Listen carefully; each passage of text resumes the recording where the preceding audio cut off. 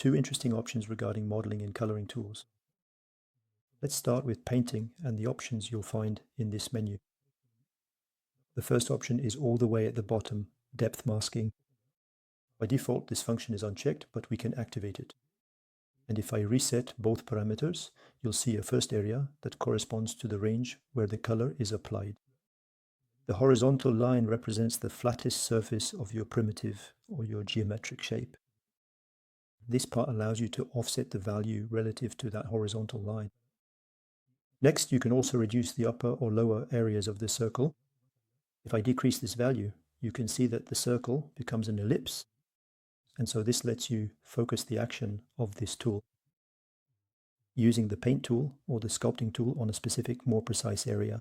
So if you're in the center, you'll affect the whole area. If I pick a dark brown color from the palette and apply it to the shape, it affects all the areas and all the different depths of the model. Then, if I return to the options menu and lower the shift value, you'll see that the brush begins to preserve some areas that I might want to keep untouched. And by increasing this downward shift a bit more, the brush will now affect only the higher and shallower parts of the shape, while the deeper recessed areas remain completely unchanged, exactly as they were before.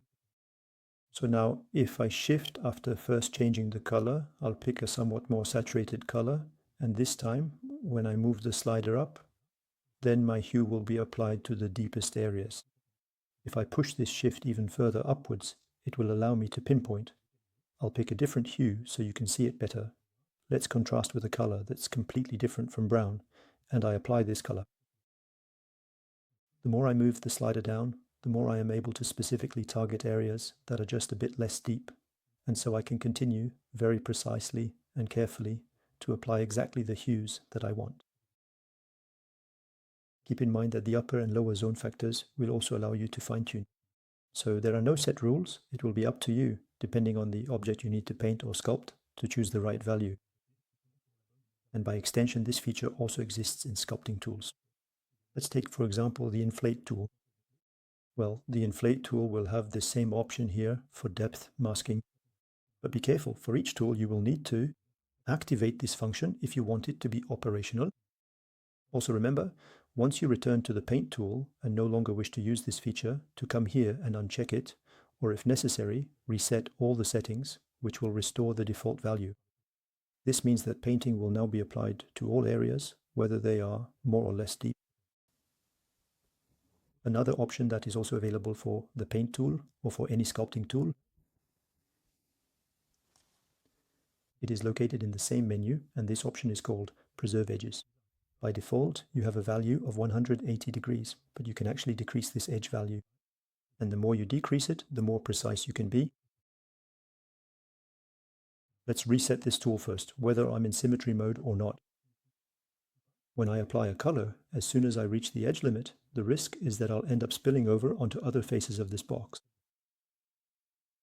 If I now decrease this value, my brush stroke, even at the edge, will allow me to be much more precise in distributing this color, even if I'm really close to that edge, and no matter the size of my brush, the precision will be much greater.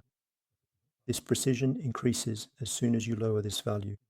The higher this value, the greater the risk of encroaching on the neighboring edges. And this option is also available for sculpting tools.